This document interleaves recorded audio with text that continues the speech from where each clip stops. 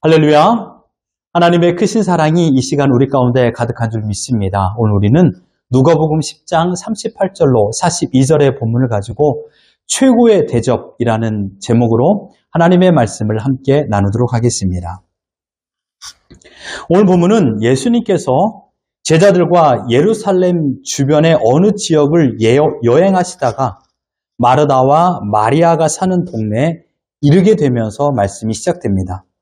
그리고 마르다와 마리아가 예수님을 대접하는 과정에서 일어난 한 가지 에피소드입니다.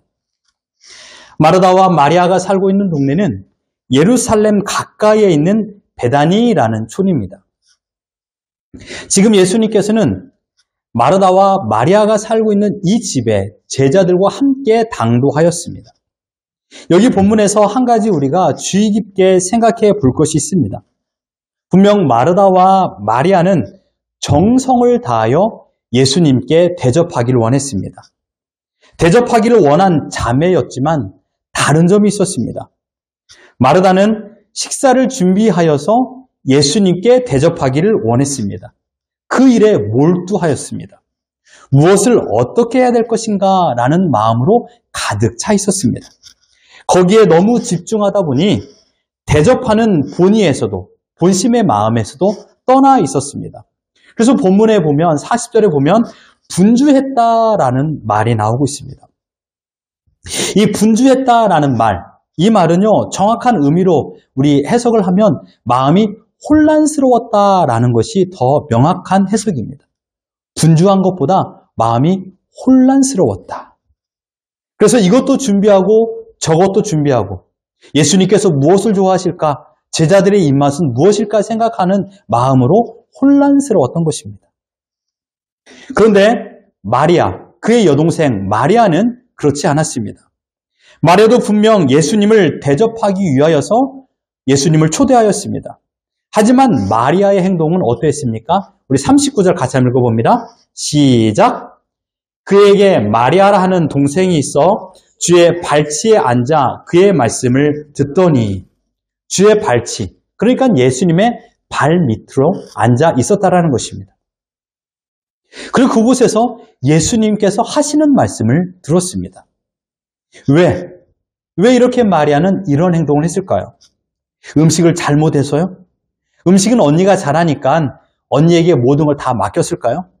내가 음식을 하면 예수님도 평생 기억에 남을 만한 음식일 거야 라고 생각하는 그런 음식 솜씨 없는 마리아여서 모든 것을 언니에게 맡겼을까요? 그것이 아닙니다.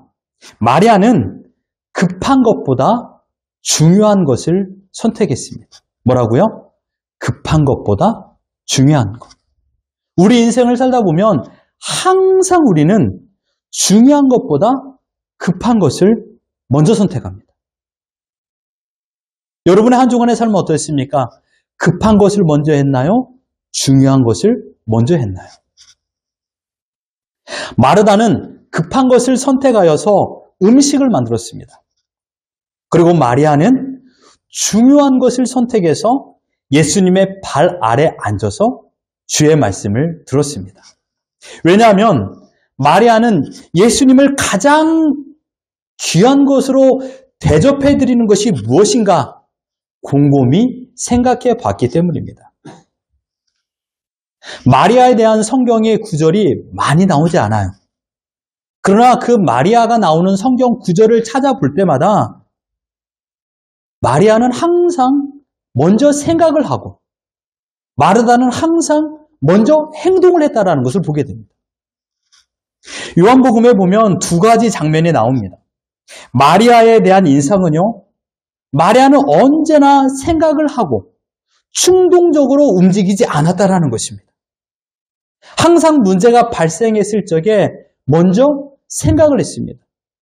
무엇이 급하고 무엇이 중요한가?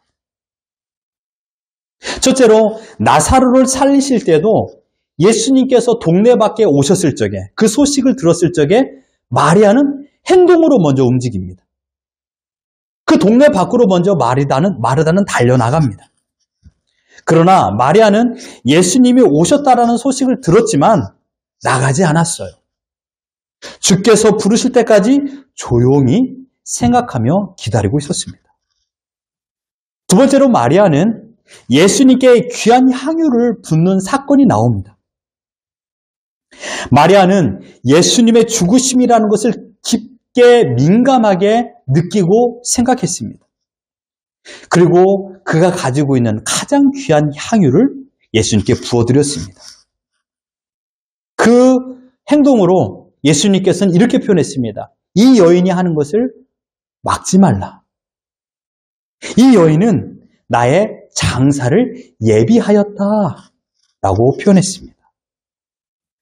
그런 마리아로서, 생각이 깊은 마리아로서 급한 것이 무엇인가, 중요한 것이 무엇인가를 골똘히 고민하게 되었고, 예수님께 최고의 대접이 무엇인가를 생각한 결과 음식이 아닌 주님의 말씀을 듣는 것이라고 결정하게 되었던 것입니다.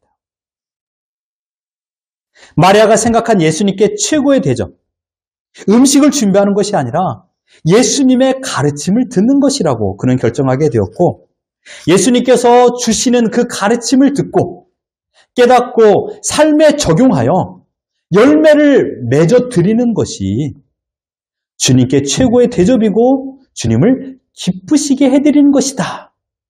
이것이 더 중요하다라고 그는 결정하게 되었던 것입니다. 여러분, 예수님께서 음식에 관심이 있었을까요? 아니면 하나라도 더 가르치는 것에 관심이 있었을까요? 저는 후자라고 생각합니다. 예수님의 관심은 가르치는 것이었습니다. 이제 몇 주 후면 예수님은 십자가에서 처형당하여 죽으십니다. 이 사실을 제일 먼저, 아니 정확히 알고 계신 분은 예수님이십니다. 이 사실은 변경이 되지 않습니다. 일정이 늦추어지지도 않습니다. 대상이 바뀌지도 않습니다. 오직 예수님만이 그 십자가에 달려 죽으셔야만 했습니다. 그 시간이 얼마 남아있지 않았는데, 그런데 예수님께서 음식에 관심이 있었을까요? 대접받으러 온 것보다 대접을 받으러 온 것은 핑계요, 이유요.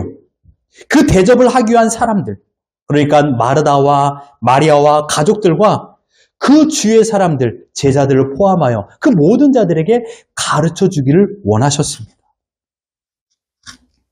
마르다는 생각했습니다. 내가 예수님 곁에서 예수님의 말씀을 듣는다면 예수님께서는 그 가르침을 멈추지 않을 거야. 계속해서 말씀하실 것이고, 그로 인하여서 내 곁에 있는 사람들, 나뿐만 아니라 제자들도 내가 계속 예수님의 말씀을 듣고 있으니까 예수님은 그 말씀을 멈추지 않을 거야. 어쩌면 나는 말씀을 전하는 통로가 될 수 있을 거야. 나는 아주 귀하고 귀한 생각을 했던 것입니다. 그리고 나는 통로가 되고 예수님의 말씀을 듣는다. 라는 생각을 했습니다. 예수님께서는 마리아가 그러리라고 생각하고 있는 것을 아셨습니다. 마리아가 그 발 아래 공손에 앉아서 듣고자 하실 적에 마리아에게, 얘야, 너는 언니가 이렇게 분주하게 움직이고 있는데 왜 하나라도 돕지 않니? 라고 명하지 않았어요. 꾸지람 주지 않았습니다. 오히려 예수님은 더 많이 가르쳐 주기를 원했습니다. 얼마나 훌륭한 내용입니까? 그렇다면 마르다의 마음은 어땠습니까? 본문 40절 같이 한번 다시 읽어봅니다. 시작! 마르다는 준비하는 일이 많아 마음이 분주한지라 예수께 나아가 이르되, 주여, 내 동생이 나 혼자 일하게 두는 것을 생각하지 아니하시나이까? 그를 명하사 나를 도와주라 하소서. 마르다는 준비하는 일이 많아서 혼동스러웠습니다. 분주하다는 말이 어떤 의미인지 아십니까? 본래 목적이 있었는데 마음이 산산이 나누어진 것입니다. 목적이 3개, 4개로 나누어졌다라고 말하고 있습니다. 그러니 마르다의 마음의 상태는 어땠습니까? 첫째로 분주한 것이었습니다. 많이 분주했습니다. 그뿐만이 아닙니다. 마르다의 말하는 것을 보십시오. 예수께 나아 이르되, 주여, 내 동생이 나 혼자 일하게 두는 것을 생각하지 아니하시나이까? 그를 명하사 나를 도와주라 하소서. 주님, 내 여동생이 나 혼자 일하고 있는데 왜 가만히 두십니까? 라고 말하고 있습니다. 여러분, 이 말이 어떻게 들리십니까? 마르다의 마음의 소리입니다. 마르다의 마음의 상태는 두 번째, 원망입니다. 원망. 마리아만 원망한 것이 아니에요, 여러분. 마리아만 원망의 대상이 아니라 예수님께도 원망의 대상이었습니다. 예수님, 제가 이렇게 바쁜데 왜 어찌하여 마리아를 예수님 발 아래 두고 이렇게 이야기만 하시는 겁니까?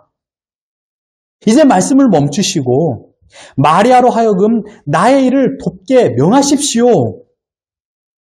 마르다의 마음은 마리아만 원망한 것이 아니라 예수님에게도 문제가 있다라고 예수님에게도 원망의 태도를 보이고 있는 것입니다. 마르다는 예수님을 가장 높이 대접하겠다라는 목표를 세웠습니다. 그의 수고와 노고는 오히려 그 목적에서 벗어났습니다. 주님을 음식으로 대접하려고만 했던 그 마음 때문에 주께로부터 이 기회를 이용하여서 은혜를 받지 못했다라는 것입니다. 은혜를 받으려고 하지 않았다는 점에서 그 여인은 아주 중요한 하나를 놓쳐버렸습니다. 존 칼빈 선생님은 자신의 주석에서 이렇게 표현했습니다. 마르다는 두 가지 실수를 했다라고 말하고 있습니다. 첫째는 도에 지나친 대접을 하려고 했다라는 것입니다. 예수님의 성격이나 예수님께서 원하시는 바, 예수님께서 평소에 생활하시는 바를 생각하지 아니하고 마르다는 자신이 원하는 목표, 자신이 원하는 그런 목적을 세웠다라는 것입니다. 둘째로 예수님께서 그 집까지 방문했다라면 분명히 큰 은혜를 예수님께서 준비하여 그 가정에 선물로 주셨을 텐데 그 가르침이 가장 큰 선물일 텐데도 예수님께 그 은혜를 받으려는 태도, 그 마음을 버렸다라는 것입니다. 오늘 본문에서 우리가 중요하게 생각할 것이 있습니다. 주님께서 하신 말씀을 보십시오. 우리 42절 같이 한번 읽어봅니다. 시작! 몇 가지만 하든지 혹은 한 가지만이라도 족하니라. 마리아는 이 좋은 편을 택하였으니 빼앗기지 아니하리라 하시니라. 필요한 것은 여러 가지가 아니다. 한 가지만 있으면 된다라고 말하고 있습니다. 마리아는요, 지금 자신만의 방법으로 주님과 전혀 상관없는 주님께서 원하지 아니하는 자신만의 방법으로 주님을 사랑하려 했습니다. 잘 생각해 보십시오. 가끔 우리 자녀들의 원하는 사랑, 부모들이 주고 싶은 사랑과 자녀들이 원하는 사랑이 크래시, 충돌 날 때가 있어요. 저는 저의 사랑하는 딸, 수지를 이렇게 만지는 것이 저의 사랑의 표현이라고 생각해요. 그래서 시간만 내면 때와 장소를 가리지 않고 저의 딸을 막 만지려고 해요. 막 손을 잡으려고 하고 옷을 잡으려고 하고 해요. 그럴 때마다 저의 딸은 아주 소스라치게 저의 손길을 거부해요. 막 저리 가! 막 사정을 하죠. 한 번만 허깅해주면 내가 편히 잠을 잘 수 있을 것 같아. 막 이렇게. 저의 사랑의 방법과 제 딸의 원하는 사랑의 방법에 크래시가 일어나는 것이에요. 결국 어떻게 됩니까? 저는 삐져요. 마음이 아파요. 한 번만 안아주면 좋겠는데. 제가 제 아들 사랑하는 방법은 제 아들 방문을 열고 항상 문이 열려 있어요. 제 아들 방문은요. 그리고 그 아들을 바라보는 거예요. 이름을 부르는 거예요. 이게 제가 사랑하는 방법이에요. 그러나 제 아들이 저에게 원하는 사랑의 방법은 자유예요. 이름 부르지 마. 방에서 나가줘. 막 이런 거. 제가 사랑하는 방법과 제 아들이 원하는 사랑의 방법에 충돌이 일어나는 것이에요. 그래서 큰 소리 치죠. 그럼 야, 아빠가 네 이름도 못 부르냐? 막 이렇게. 여러분의 사랑의 방법은 어떻습니까? 아내가 남편에게 원하는 사랑의 방법과 남편이 아내에게 원하는 사랑의 방법도 충돌이 일어날 때가 많아요. 마르다는 지금 자신이 원하는 사랑의 방법, 예수님은 마르다를 사랑하는 자신의 방법에 충돌이 일어났어요. 마리아는 지금 충돌이 일어나지 않았다라는 것입니다. 마르다는 자신만의 방법으로 예수님께 최고의 대접을 하려 했습니다. 그러나 주님을 최고로 대접하는 방법은 음식이 아니었습니다. 예수님을 최고로 대접하는 방법은 주님의 말씀, 곧 주님의 가르침을 듣는 것입니다. 한 주간 여러분의 삶에 주님을 어떻게 최고의 대접으로 해드렸습니까? 어쩌면 마르다는 더 이상 예수님을 대면하여 직접적으로 주님의 말씀을 들을 수 있는 기회의 마지막일 수도 있었을 것입니다. 정확히 표현하면 예수님 살아 생전에 주님을 마주하여 가르침을 받는 일은 더 이상 없습니다. 마지막 기회라는 것이죠. 그 마지막 기회를 음식 준비하느라 다 놓쳐버렸습니다. 예수님께서 성경상에서 가장 탄식할 때가 있습니다. 성경에 보면 가장 탄식할 때. 마가복음 6장 34절 같이 한번 읽어봅니다. 시작! 예수께서 나오사 큰 무리를 보시고 그 목자 없는 양 같음으로 인하여 불쌍히 여기사 이에 여러 가지로 가르치시더라. 목자 없는 양. 누굽니까? 이스라엘 백성입니다. 그래서 주님께서 하신 것은 무엇입니까? 여러 가지로 가르쳤다. 이것입니다. 주님은 언제나 천국 복음을 가르치는 일에 온 힘을 다하셨습니다. 음식 먹기에 온 힘을 다한 것이 아닙니다. 주님은 지금 베다니의 목자 없는 양들에게 생명의 진리를 가르치기 위하여 이 자리에 오신 것입니다. 마르다와 마리아뿐만 아니라 자기를 따라오는 여러 사람들, 제자들까지도 가르치길 원했습니다. 그 가르침을 받고 오늘 이 본문에 말하는 것처럼 목자 없는 양처럼 살지 않기를 주님께서는 원하셨습니다. 저는 오늘 이 본문의 말씀을 준비하면서 떠오르는 두 사람이 있습니다. 첫째는 바로 이스라엘의 초대 왕인 사울이었습니다. 이스라엘의 왕은 능력이나 출신 신분으로 임명되지 않습니다. 오직 하나님의 명령으로 임명되었던 것이죠. 사울 왕이 왕으로 될 만한 자격이 있었습니까? 하나님께서 왕으로 임명하셨기 때문에 자격의 완전함을 이룰 수 있었습니다. 하지만 사울 왕은 하나님의 명령을 듣는 것보다 자신의 생각이 옳다라고 판단했습니다. 길 잃어버린 양이었던 것이죠. 결국 하나님께 버림받는 행동을 하게 됩니다. 하나님께서는 사무엘을 통하여 하나님의 뜻을 전달하십니다. 그 내용이 무엇입니까? 사무엘상 15장 22절 같이 한번 읽어봅니다. 시작! 사무엘이 이르되 여호와께서 번제와 다른 제사를 그의 목소리를 청종하는 것을 좋아하신 같이 좋아하시겠나이까? 순종이 제사보다 낫고 듣는 것이 숫 양의 기름보다 나으니. 제사를 위하여 수많은 양과 소를 잡아 하나님께 드린다 한들 하나님께서 기뻐 받으시겠습니까?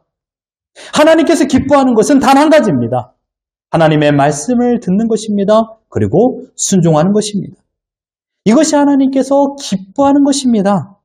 하나님께 영광을 올리고 하나님께 최고의 대접을 해드리는 것은 소와 양의 피가 아니라 하나님의 말씀을 듣고 순종하는 것이라고 사무엘을 통하여 우리에게 가르쳐주고 있습니다. 제사가 아니라 순종입니다. 두 번째 인물은 욥입니다. 욥. 성경에 욥만큼 대형 사고를 경험한 사람이 있을까요? 하루아침에 소와 나귀를 다 빼앗겨버렸습니다. 하루아침에 양과 종들이 모두 죽었습니다. 하루아침에 자신이 소유하고 있는 모든 낙타를 빼앗겼습니다. 심지어 하루아침에 욥이 사랑하던 자녀들이 한 자리에서 죽고 맙니다.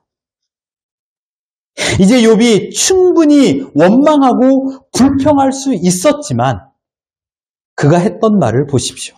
욥기 1장 21절 같이 한번 읽어봅니다. 시작! 이르되 내가 못해서 알몸으로 나아싸운즉 또한 알몸이 그리로 돌아갈지라.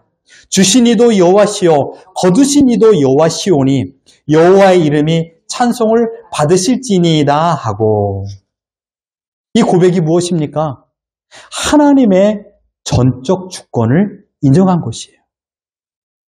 나의 모든 소유를 다 빼앗긴다 할지라도 주신 분이 하나님이시니 거두신 분도 하나님이 아니겠습니까? 나는 어떤 상황에서도 원망하거나 불평하지 않겠습니다. 아름다운 믿음의 고백입니다. 하나님의 사랑받는 성도 여러분, 우리가 예수님께, 우리가 하나님께 최고의 대접을 어떻게 할 수 있겠습니까? 정말 하나님의 자녀로서 여러분들이 하나님께 최고의 대접을 해드리고 계십니까? 하나님께서 받으실 마땅한 대접을 해드리고 계십니까? 하나님께 무엇을 해드려서가 아닙니다. 하나님께 얼마의 돈을 드렸다고 내가 최고의 대접을 해드리는 거라고 말할 수 있는 것도 아닙니다. 또는 하나님께서 그래 너희는 얼마의 돈을 나에게 바쳐라 라고 말한 적도 없습니다. 하나님께 봉사하라고 저는 여러분께 드리는 말씀이 아닙니다. 하나님은 하나님의 뜻대로 하나님 홀로 하나님께서 만드신 자연을 통하여 영광을 취하시는 분이십니다. 하나님은 우리가 드리는 헌금으로도 헌금이 아니어도 충분히 만족을 누리시고 온 땅을 다스리는 분이십니다. 그러므로 하나님께 최고의 대접을 해드리는 것은 우리의 수고와 우리의 봉사와 우리의 헌신이 아닙니다. 어떤 행동을 통하여 하나님께서 영광을 받으시는 것이 아니에요. 행동은 2차적, 3차적으로 나오는 어떠한 부수적인 것입니다. 하나님께 최고의 대접은 다른 게 아닙니다. 따라해 보겠습니다. 하나님을 하나님으로 인정하는 것. 시작. 하나님을 하나님으로 인정하는 것. 이것이 최고의 대접입니다. 우리 자녀들이 부모님께 효도하는 것이 무엇인지 아십니까? 똑같습니다. 부모님을 부모님으로 인정하는 것입니다. 나는 다 컸으니까 이제 내 마음대로 해야지. 여러분은 스스로 이 세상을 살 수 있을까요? 물론 어느 순간은 살 수 있습니다. 어느 부분은 할 수 있어요. 부모님께 최고의 효도는 부모님을 부모님으로 인정하는 거예요. 마찬가지입니다. 하나님을 하나님으로 인정해 드리는 것이 최고의 대접입니다. 그의 말씀이 옳음을 인정하는 것, 하나님의 말씀이 옳음을 인정하는 것입니다. 이것이 하나님을 영화롭게 하는 것입니다. 구약 성경에서 하나님을 영화롭게 하라라는 명령이 몇 번 나오지 않아요. 놀랍게도 시편 50편에서 2번이나 반복하여 나옵니다. 시편 50편 15절과 23절을 같이 한번 읽어보겠습니다. 시작! 환난 날에 나를 부르라. 내가 너를 건지리니 내가 나를 영화롭게 하리로다. 감사로 제사를 드리는 자가 나를 영화롭게 하나니 그의 행위를 옳게 하는 자에게 내가 하나님의 구원을 보이리라. 이 두 구절을 이렇게 정리해 봤습니다. 내 앞에 환난 날이 찾아왔는데 도무지 나의 힘으로 해결할 능력이 없어서 하나님을 향하여 부르짖고 기도하여 소망하였더니 하나님께서 나를 그 환난에서 건져주셨다. 그래서 나는 나를 건져주신 하나님께 감사하였다 이것입니다. 결국 하나님께서 환난 날에서 나를 건져주셨다. 이것을 인정하고 나를 건져주신 하나님께 감사의 고백을 한 것이 다름 아닌 하나님을 영화롭게 해드리는 것이다 라고 말씀하셨습니다. 이게 하나님의 자녀로서의 옳은 신앙의 태도입니다. 하나님을 영화롭게 한다는 것은 다른 말이 아닙니다. 마땅히 받을 칭찬과 대접을 온전히 해드리는 것입니다. 하나님께서는 하나님을 신뢰하는 자를 찾고 하나님께 신뢰하는 자를 위하여 구원의 손을 베풀어 주시며 구원의 방법으로 하나님께서 친히 나가셔서 싸우신다라고 말씀했습니다. 내 사랑하는 자녀가 고통 속에 있는 모습을 보고 가만히 머무르는 부모는 없어요. 설령 힘이 없고 능력이 없어서 주저하고 있는 부모가 있을지언정 온 힘을 다하여서 자녀를 위하여 싸우려는 마음을 가지고 있는 게 부모의 마음입니다. 하나님께서는 자신이 사랑하는 자녀들이 고통으로 신음하고 있는 소리를 결코 외면하지 않습니다. 그래서 하나님을 의지하고 부르짖는 자녀들이 있을 때 하나님께서는 대신 나가서 싸우십니다. 그 위대한 하나님의 사랑을 경험한 자녀들이 합당히 해야 될 반응이 무엇일까요? 하나님을 하나님으로 인정하는 것입니다. 이것이 하나님을 영화롭게 하는 믿음의 태도입니다. 지금 여러분의 삶에 환난이 있습니까? 헤쳐나갈 능력이 없는 어려움 속에 빠져 있습니까? 어떻게 해야 될까요? 나를 사랑하시는 하나님께 구하는 것이에요. 그때 하나님께서 나를 그 환난에서 건져 주십니다. 건지움을 받은 내가 하나님께 감사할 적에 내가 나를 하나님께서 너를 영원하게 하는 게 아니에요. 너가 나를이에요.